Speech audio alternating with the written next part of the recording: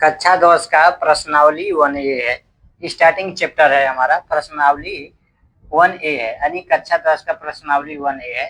UP board 2026 यानी जो exam में आ सकता है उसका हम यानी शुरू से, यानी जो हमारा प्रश्नावली 1A है, यानी सवाल 1 से लगाई अगर 20 तक है तो 20 को हम विस्तार से बताते हैं। तो हमारा सबसे पहले हम शुरुआत करते हैं प्रश्नावली 1A का है, कक्षा 10 का प्रश्नावली 1A यूपी बोर्ड 2026।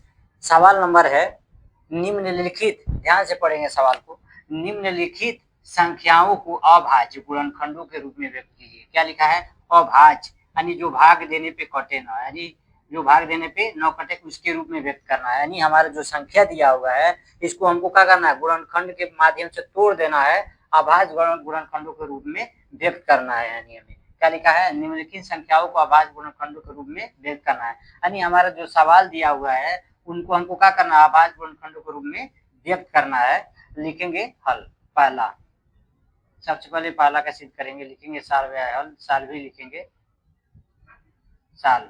क्या दिया है? 140। 140 का हम क्या करें? अभाज्य गुणनखंड।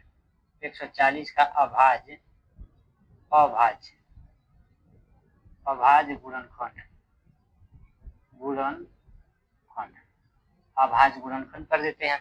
बराबर में लिखेंगे 140 का हम क्या करें? अभाज्य गुणनखंड, यानी गुणनखंड विधि द्वारा इनको हम तोड़ देंगे। 100 कितना है?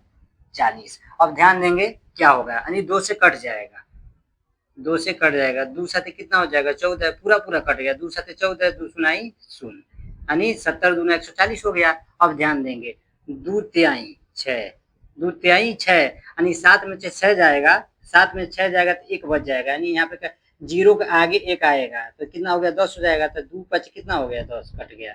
यहाँ पे कितना बचा? 35। 5 साथे कितना होता है? 35।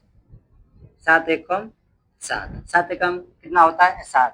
हम लिखेंगे बराबर, यानी 140 के बराबर हमको अभाज्य गुणनखंड के रूप में लिखना है, क्योंकि 5 अभाज्य गुणनखंड है, 7 अभाज्य गुणनखंड है। यानी 2 से, यानी 140 है तो 7 दूना 14, यानी 70 दूना 140 हो गया है, 35 दूना 70 हो गया है, 7 5 35, 7 एकम 7, यानी कटा है, यानी अभाज्य गुणनखंड के रूप में हम लिख रहे हैं। 140 बराबर हो जाएगा 2 गुणे 2 गुणे 5 गुणे 7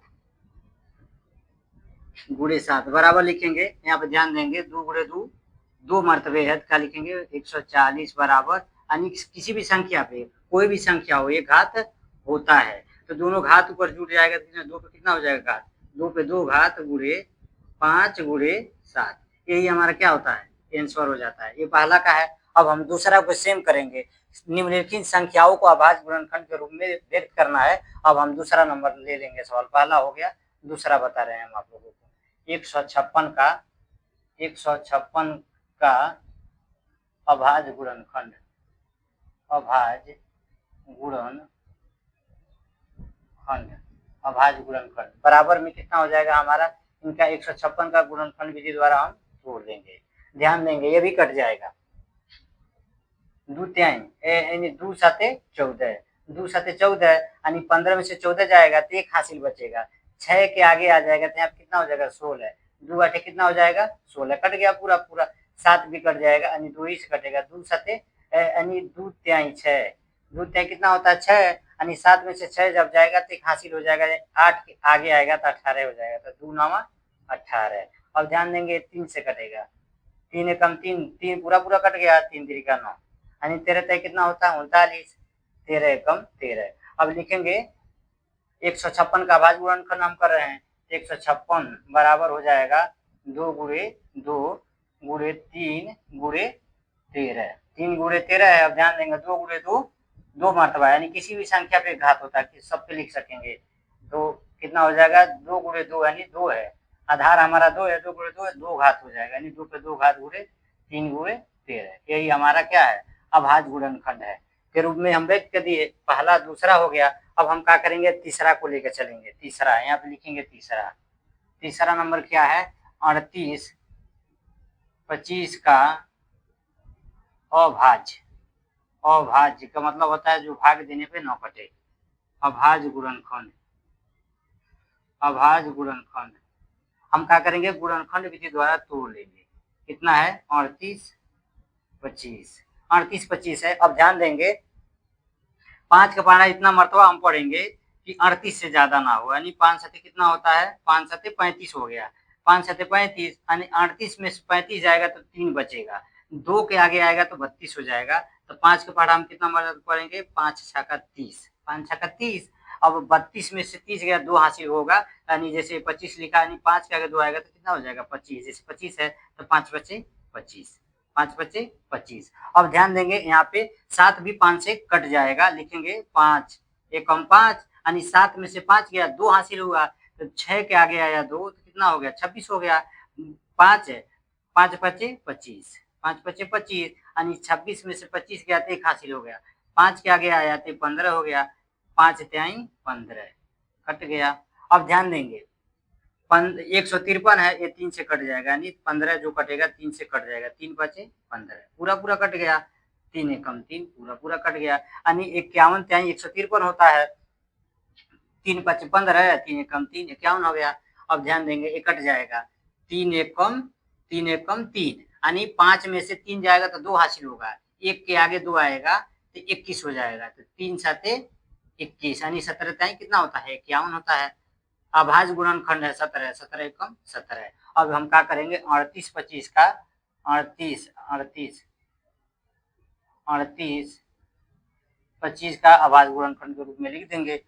5 गुणे 5 है, 3 गुणे 3 है और 7 है, लिखेंगे 5 गुणे 5 गुणे 3 गुणे 3 गुणे 17। 17 किसी भी संख्या पे घात होता है, 5 गुणे 5 2 मर्तबा है, 3 गुणे 3 2 मर्तबा है, 17 एक ही मर्तबा है, तो लिखेंगे 38 25 बराबर 3 पे 2 घात गुणे 5 पे 2 घात गुणे 7 17, यानी यही हमारा क्या होता है, आंसर हो जाता है। हम कौन सा कितने सवालों को लगा चुके हैं, 140 पहला, 156 दूसरा, 38 25 यानी 3825 तीसरा, 3 सवालों को हम लगा लिए हैं। अब जगह नहीं है तो हम क्या करेंगे, इसे मिटा देंगे, सभी सवालों के आंसर देंगे हम। बने रहिए हमारे वीडियो में, पूरा का पूरा बताएंगे, जितना हमारा सवाल है वो भी विस्तार से बताएंगे, विस्तारवादी। 3 सवाल हो गया है, चौथा पांचवा छठा जो भी है सब बताएंगे। अब बचा हुआ चौथा सवाल, चौथा का लिखेंगे हल। अभाज्य गुणनखंड कितने का है, 500, 5 का अभाज्य गुणनखंड, अभाज्य जो भाज्य देने पे न कटे, अभाज्य गुणनखंड यानी हम गुणनखंड विधि द्वारा क्या करेंगे, तोड़ लेंगे। 500 यानी 5000 पर 5005 तो हम काटेंगे, 5 से कट जाएगा, 5005 का गुणनखंड विधि का तोड़ रहे हैं हम। 5 एकम 5, 5 सुनाई शून्य, 5 सुनाई शून्य, 5 एकम 5। अब ध्यान देंगे 1001 है, ये कट जाएगा 7 से, 1000 का 7 एकम 7 हो जाएगा, यानी 2 में 7 जाएगा, 3 बचेगा, 0 का आगे 3 आया तो 30 आ गया, 7 चौको 28।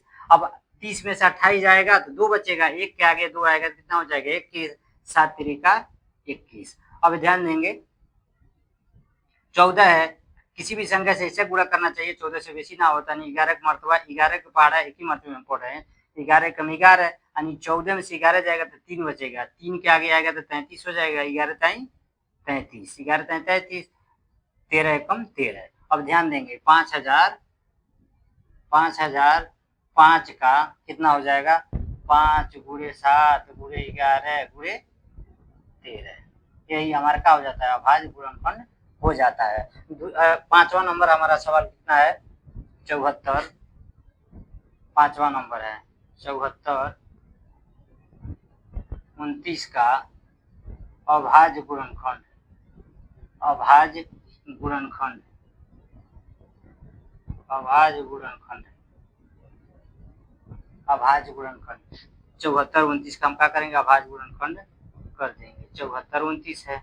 अब ध्यान देंगे किसी भी संख्या से हम इतना गुणा करें 74 से बेसी ना हो, हम क्या करेंगे, 17 का पहाड़ा पढ़ेंगे 4 मरतबा, 17 चौको कितना होता है 68, 17 चौको 68, यानी 74 में से 68 जाएगा तो 6 बचेगा, 2 के आगे 6 आ जाएगा, कितना बचा 62 हो गया, तो 17 तिहाई 51, 17 तिहाई कितना होता है 51 हो जाएगा, 62 में से 51 जाएगा तो 11 बचेगा, 9 के आगे 11 आ गया, कितना हो गया 119 हो गया। 17 साते होता है 119 होता है। अब ध्यान देंगे किसी भी संख्या से ऐसा गुणा करिए कि 43 से ज्यादा ना हो। तो किससे कट रहा है 19 से। 19 दूनी 38 यानी 43 से 5 कम है 38 यानी 43 में से 38 जाएगा तो 5 बचेगा। 7 के आगे आ जाएगा 5, कितना हो गया 57। 19 में कितना होता है 57, 23 हो गया। 23 अविभाज्य संख्या है यानी 23 एकम 23 यानी 74 29 का अभाज्य गुणनखंड हो जाएगा 17 गुणे 19 गुणे 23। यही हमारा आंसर है। यानी निम्नलिखित संख्याओं को अभाज्य गुणनखंड के रूप में व्यक्त करेंगे। पूरे सवालों को जवाब दे दिए 140 156 38 25 यानी 3825 5005 7429 सभी सवालों का जवाब है। यही हमारा आंसर है।